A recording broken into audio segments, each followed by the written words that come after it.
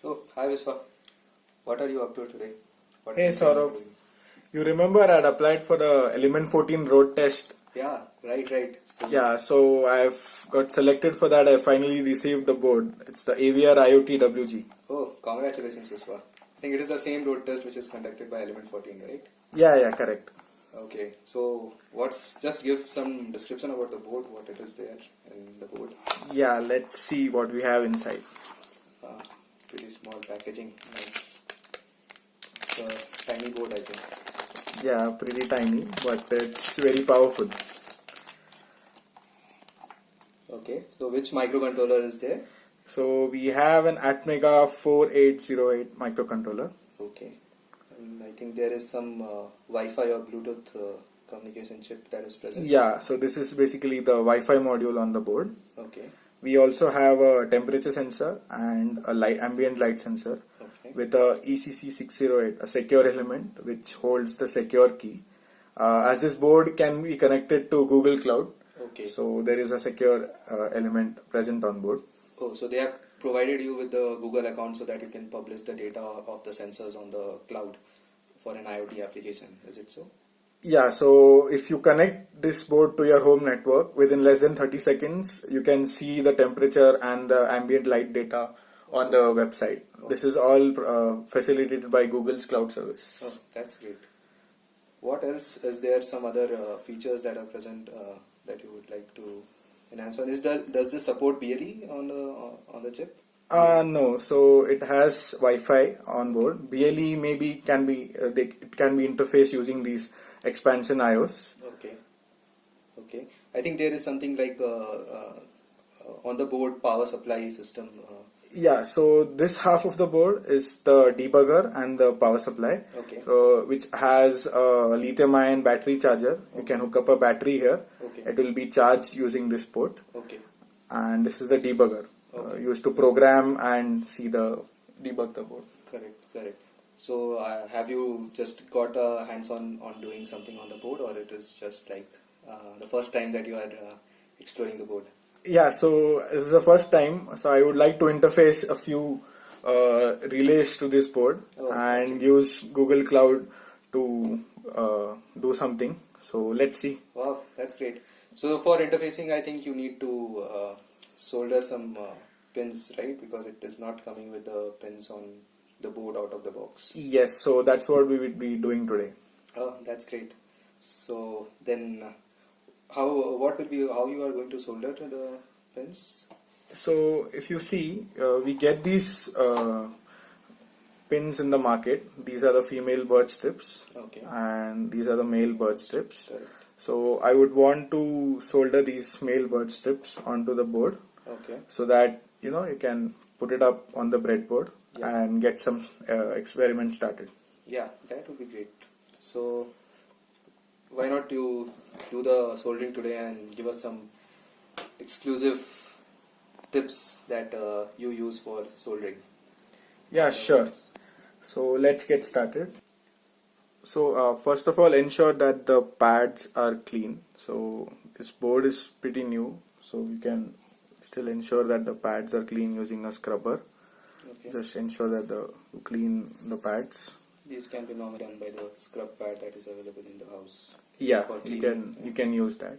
So also ensure that the soldering tip is clean. You can use the same scrubber for that as well. Okay. But we can use a wet cloth also to clean the soldering rod. Yeah, you can do that. Yeah. So I'll place the pins after cleaning the pads.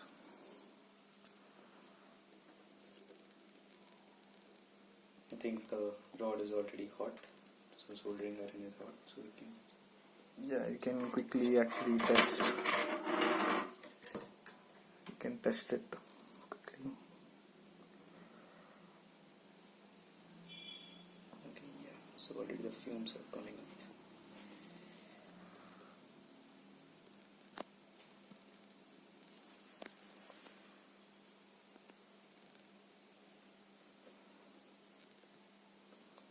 So it's generally a good idea to solder the one pin at each end of both the bird strips, so that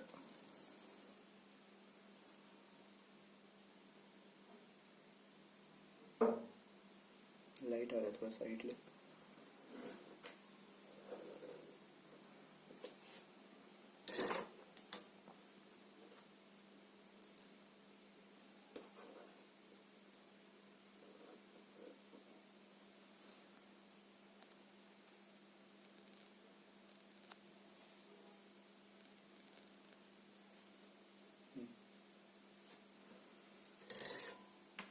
So it's generally a good idea to solder the end pins of each of the bird strips so that they stay in place Right. while you are working on the rest of the pins. So I will focus on the 4 corner pins first Okay. and then solder the remaining pins.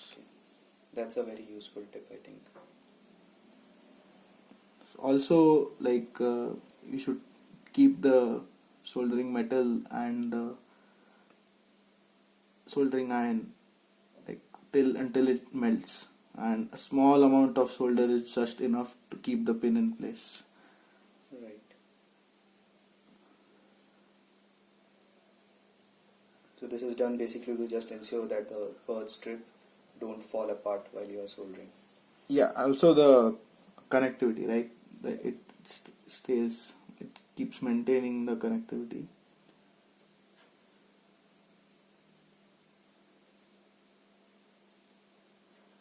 So once you have that 4 pins, like if you want to move the board slightly, you can see the pins remain with the board while you solder the remaining pins. Right. So let's complete the remaining soldering the remaining pins.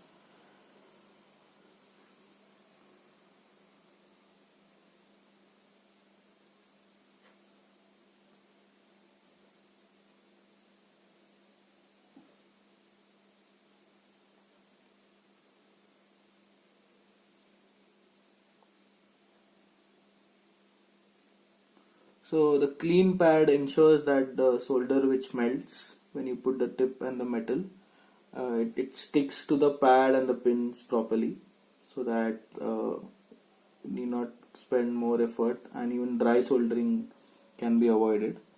As you can see, I have finished one line, soldering one line. Right. Now I'll move to the next side.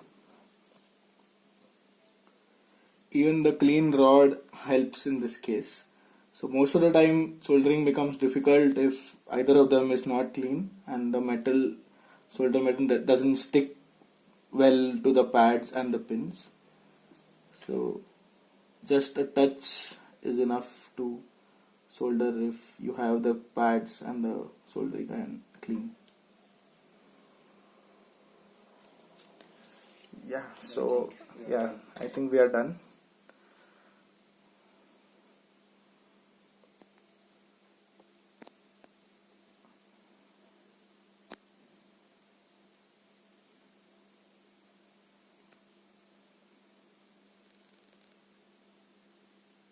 That's a really neat soldering.